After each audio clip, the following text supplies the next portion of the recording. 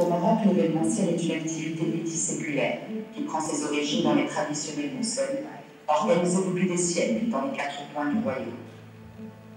Mais depuis plus d'un quart de siècle, le Maroc a opéré une grande mutation favorisant la création de l'industrie au service de l'événementiel, un écosystème qui fait rayonner le royaume à travers le monde. On est réunis aujourd'hui dans le cadre d'une simulation d'un événement dans des conditions réelles. L'objectif de cet événement et de cette initiative qui est lancée par le GPPM est justement d'exhorter le ministère de la Santé et celui de l'Intérieur d'accélérer la validation d'un protocole sanitaire que nous avons élaboré dans le cadre d'une commission ministérielle avec l'appui d'Imanor et le bureau Veritas. Ce protocole sanitaire va permettre la reprise des événements présentiels à hauteur de 50 à 100 personnes. Cet événement intervient également après la signature d'un contrat cadre qui a été signé hier en marge de la 10e réunion du CVE et qui est pour nous une première réponse à nos doléances, mais également un premier pas pour sortir le secteur de cette crise sans précédent. Je remercie Moulay Hafid El-Alami, je remercie le ministre du Commerce et de l'Industrie, je remercie également Si Chakib Laj, président de la CGM, pour leur appui.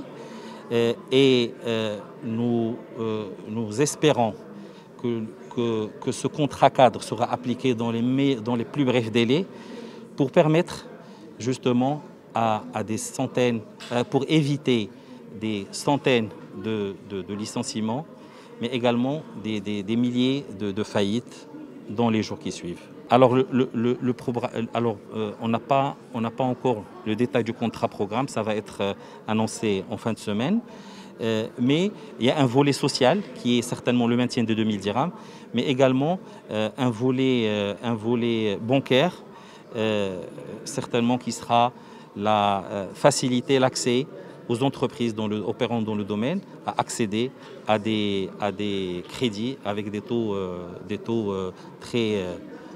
Voilà, exactement. Quand est-ce qu'on peut parler du redémarrage effectif? Alors, le redémarrage effectif du secteur ne pourra se faire qu'après la validation de ce protocole sanitaire qui va permettre la relance effective des événements présentiels. On a demandé